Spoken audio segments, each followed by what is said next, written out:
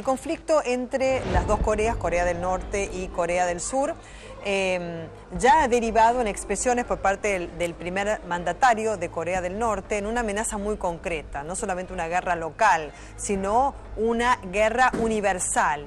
Y hasta se refirió a una guerra nuclear. ¿Cuál es la probabilidad de que esto se desarrolle? Horacio Calderón, buen día. Buen día, Belén, ¿cómo estás? Bueno, la probabilidad siempre, tratándose de un país impredecible como es Corea del Norte, es de mediana alta, ¿no? Sin exagerar. El problema acá es la amenaza permanente que representa, por ejemplo, Corea del Norte contra la capital. Para explicarle un poquito al televidente, es como si, por ejemplo, en las costas uruguayas estuvieran emplazadas 10.000 piezas de artillería que pudieran atacar, por ejemplo, la capital federal nuestra, desde Colonia. Estoy inventando algo para que más o menos se pueda reflejar, por la distancia que hay en las zonas desmilitarizadas, etc. Entonces, ¿qué sucede? Cualquier problema puede detonar que un fuego de artillería masivo desde Corea del Norte hacia Seúl. Es decir, como si fuera desde Colonia, Uruguay, a la capital federal y causar a lo mejor centenares de miles de muertos. La respuesta de Corea del Sur sería también muy dura porque ha cambiado un poco la política de este país frente a las agresiones de Corea del Norte, de aceptar, por ejemplo, que le hundan una corbeta, como sucedió hace pocos años, ¿no? O que ataquen una isla en disputa, etc. Entonces, el alcance de los misiles que hay en este momento en Corea del Sur llegan prácticamente hasta Mongolia y hasta la frontera de China que estaba reflejada recién justamente en este mapa, Belén. Claro, el conflicto entre Corea del Norte y Corea del Sur ya tiene larga data. De hecho, hubo una guerra entre 1950 y 1953 que finalizó con la firma de un armisticio. Representando a los Estados Unidos estaba la Organización de las Naciones Unidas y por otra parte, representando a Corea del Norte, estaban Rusia y China. Pero ese armisticio, digamos, significó en la práctica una tregua, ¿no es cierto? Una tregua para hablarse técnicamente de la existencia de una guerra que siempre estuvo en ciernes. El tema entonces sería el alcance de los misiles a China o Rusia, porque justamente esos son los aliados principales de Corea del Norte, atendiendo a la cuestión principal de que Estados Unidos es el principal aliado de Corea del Sur. Zona desmilitarizada también, que se ha pactado entre ambos países hace muchos años, pero sí la amenaza en ciernes, por lo menos que permanentemente está dando a conocer Corea del Norte respecto de la presencia militar en la propia frontera, ¿no? Exactamente, pero además hay que tener en cuenta que si bien no es una potencia nuclear, Corea del Norte ya ha testeado artefactos nucleares. Lo más probable es que pueda tener, por ejemplo, una o dos bombas nucleares del tamaño a lo mejor de una casa. No se sabe si se han podido reducirla para en un futuro lanzarla, por ejemplo, en un misil, etc. Pero una de las preocupaciones que hay es que pudieran, por ejemplo, tener una bomba nuclear enterrada de gran tamaño en un lugar donde, en caso de guerra, podría concentrarse siempre dentro del territorio de Corea del Norte tropas o blindados masivos de Corea del Sur. Pero hay que recalcar algo, que en este momento, independientemente del carácter tiránico, estalinista, fíjate que de Corea del Norte el otro día fusilaron al ministro de Defensa, fusilaron entre comillas, lo mataron con una ametralladora antiaérea. O sea, es un grado de brutalidad, ¿no?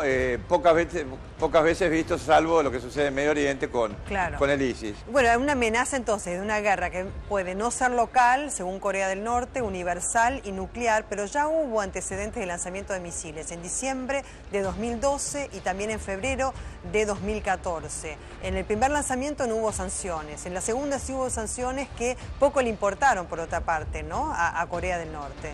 Por supuesto, Belén, además hay que comentar algo, que Corea del Norte está al borde del colapso económico, ¿no es cierto? Entonces, periódicamente levanta los picos de tensión para obtener a cambio alguna ayuda internacional. Hasta que esa ayuda internacional se agota, entonces Corea del Norte nuevamente vuelve a elevar el pico de tensión. Pero acá hay que, perdón, para terminar la frase, hay 80.000 soldados, 50.000 de Corea del Sur y 30.000 de los Estados Unidos desarrollando una operación, por supuesto, militar de práctica a las fronteras de Corea del Norte. O sea, ellos consideran esto como si fuera una provocación, y de hecho es una provocación acompañada, fíjate qué ridículo, porque estamos en el siglo ya XXI, o sea, es un disparate.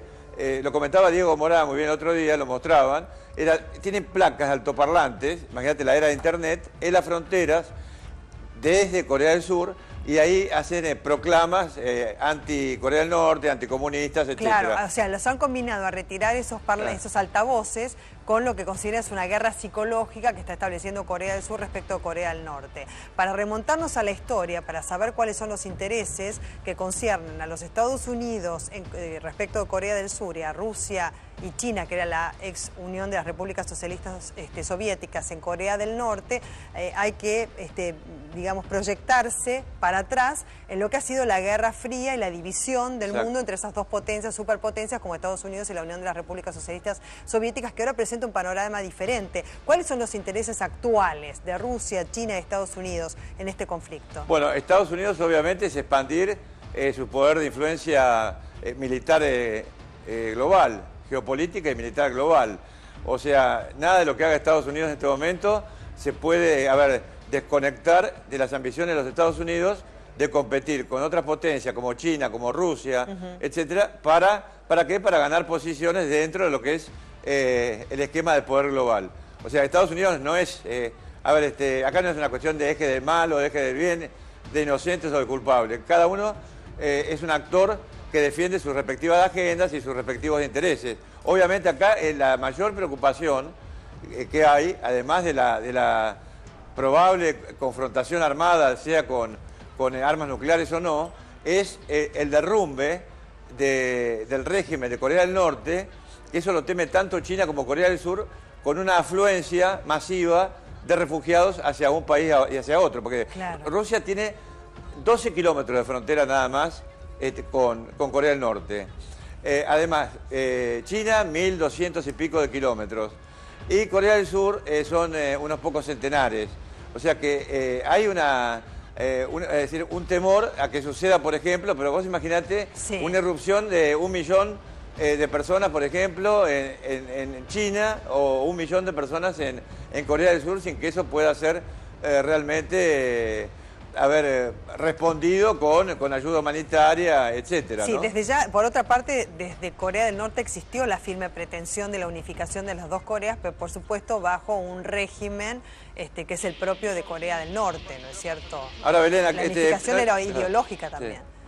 No interesa demasiado a ciertas potencias una reunificación de Corea. ¿Por qué? Porque Corea del Norte y Corea del Sur unidas no sería algo parecido a lo de Alemania, pero por supuesto sería una potencia de Asia, de esta región del Asia, realmente importante, que podía rivalizar en un futuro a lo mejor como con Japón, etcétera. Y no hay que olvidarse que Corea ha sido desde principios del siglo pasado un país, estaba unido, un país sojuzgado, un país que ha tenido un reino por muchísimas etapas de su historia, milenarios, ¿no? Y obviamente la guerra ruso-japonesa y la invasión japonesa fue terrible en Corea, ¿no? Hasta el momento de la derrota de Japón en la Segunda Guerra Mundial. Y un desarrollo nuclear que seguramente no ha sido propio, sino extrapolado, ¿no es cierto?, de los países que contemplan intereses allí, ¿no es cierto?, pero con la posibilidad de desatar una guerra nuclear y con amenazar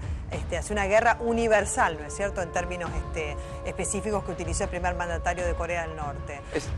¿Esto cómo puede afectar al mundo entero? Por eso estamos hablando de este tema. Bueno, acá porque, el conflicto entre Corea del Sur y Corea del Norte, Horacio, es legendario, ¿no? Estamos hablando ya de la década del 50, de 1950. Exacto. Bueno, obviamente esto tiene ya repercusiones regionales y en el caso de una guerra tendría un impacto global, ¿no? Pero además, hablábamos contigo el sábado pasado de que en toda la masa euroasiática hay 4 focos de conflictos gravísimos. Esto incluye la región del Levante, la región del Medio Oriente. Esas palabras son un poco periodísticas o geográficas que no corresponden con la realidad, ¿no? O sea, estamos hablando de conflictos, de graves conflictos, de Ucrania con Rusia, estábamos hablando justamente de China, las ambiciones de China en los mares que que la circundan, las ambiciones de Estados Unidos por justamente coartar ese crecimiento chino a nivel global, en fin, y todo lo que estamos viendo además en Medio Oriente. Pues estamos, gracias a Dios, nosotros en un país lejano de todo esto, pero que nos puede y seguramente nos afectaría desde el punto de vista económico, porque China está pasando en este momento no una crisis económica, sino un reacomodamiento, que sería un poco largo de explicar, yo no soy economista, pero que tiende a la liberalización del dólar con respecto, por ejemplo, al yuan.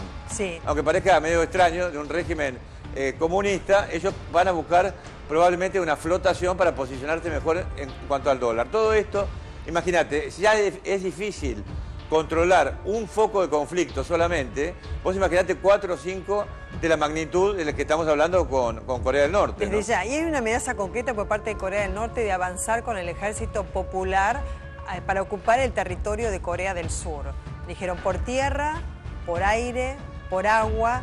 Esta amenaza concreta, digamos, ¿qué probabilidad tiene que se desarrolle en el corto plazo? Bueno, la probabilidad siempre hay que tenerla en cuenta, sí. Belén, hay que tener también sobre la mesa de análisis. Pero es una amenaza verbal, es una amenaza concreta, ya está avanzando el ejército popular. A ver, no, todavía no. Además hay una cuestión que no podría avanzar sin un ataque previo, ¿no? Masivo de artillería, por ejemplo, que sería contrarrestado por Corea del Sur y por Estados Unidos. Ya está apostada la artillería. Acá, por ejemplo, acá tenemos submarinos, sí. Los tipos de submarinos que tienen en servicio. Ninguno de ellos nuclear en el sentido no está capacitado para hacer armas nucleares. 1-20, este está en desarrollo. Acá vemos, por ejemplo, uno de los principales misiles de largo alcance, creo que es el Taepodong, para que vea lo que es el misil, los misiles que tiene Corea del Norte, pero todavía, Belén, no han tenido, por el momento, y se cree que de acá a 5 años o más, la capacidad de reducir los artefactos nucleares que ha conseguido desarrollar, que pueden tener el tamaño de este estudio, acá estamos hablando donde estamos nosotros, o un poco más chico, bueno, para colocarlo dentro de una cabeza de guerra, una warhead, se dice en inglés, de este tipo de misiles, con los cuales puede llegar a Estados Unidos. Claro, ahí está, porque te quería preguntar, porque estamos hablando, ¿no es cierto?, del alcance de los misiles de Corea del Sur hacia China y Rusia. ¿De Corea del Norte puede llegar? Puede llegar a sí, a tierra americana. Estamos hablando de los lugares de Estados Unidos, a lo mejor no tan poblados, pero obviamente una amenaza nuclear contra Estados Unidos significaría directamente un holocausto, para llamarlo de alguna forma, de Corea del Norte. ¿Dónde están los controles? No olvidemos, para que no se desate una guerra nuclear, Horacio. No olvidemos algo, que las dos bombas nucleares atómicas que se tiraron al mundo, las tiró Estados Unidos en Hiroshima y en Nagasaki. Para que eso hay que recordarlo permanentemente. Sí. ¿No es cierto? Entonces, Y los controles, te preguntaba, ¿no es cierto?, para evitar el desarrollo de una guerra nuclear. Es muy difícil, Belén, un país como Corea del Norte no se lo puede controlar. Además, acá hay hijos y entrenados. Hay muchos países, por ejemplo, que representan un peligro mayor o igual al de Corea del Norte y Corea del Sur, como es el caso de Pakistán y la India, que desarrollaron sus respectivos programas, ni hablar de Israel, que tiene armas nucleares, ¿no es cierto? Bueno, a la sombra de la ignorancia o de la complicidad de potencias como Estados Unidos, Gran Bretaña, etcétera, que no hicieron nada para impedirlo. Pero en el caso de India y Pakistán, digamos que siempre tienen esa rivalidad en cuanto al desarrollo nuclear, son propios. Muchísimas gracias, Horacio Calderón. Siempre es un placer escucharte y entender mejor estos temas. Muchas gracias. Gracias a ustedes por invitarme. Bueno, Roberto Giorgi está